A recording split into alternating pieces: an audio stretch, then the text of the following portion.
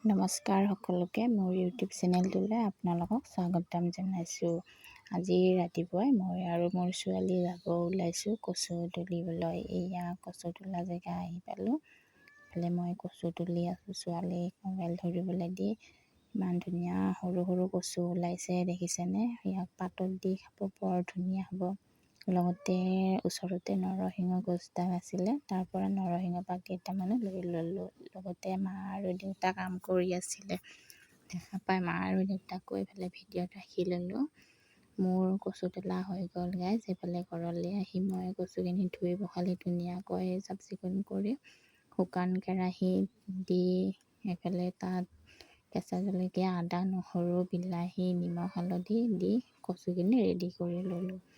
লগতে লৈ অহা নৰসিংহ পাতখিনি সৰু মাছেৰে জোল অলপ বনাওঁ বুলি এইফালে মিক্সিত মানিমুনি, নৰসিংহ, আদা, নহৰু, কেঁচা জলকীয়া গ্ৰাইণ্ড কৰি লৈ এইফালে কেৰাহীত দি লৈছোঁ মিঠাতেলত। এইফালে পিঁয়াজখিনি দি ভিডিঅ' বনাই থাকোঁতে পিঁয়াজখিনি জ্বলি গ'ল। যিয়ে নহওক জ্বলি যোৱা পিঁয়াজখিনিতে মানিমুনিখিনি দি অলপ লৰাই নিমখ হালধি দি পানী দি এনেদৰে লগতে সৰু সৰু মাছ কেইটামানো দি ৰেডি কৰি ল'লোঁ মানিমুনিৰ নৰসিংহৰ জোলখিনি।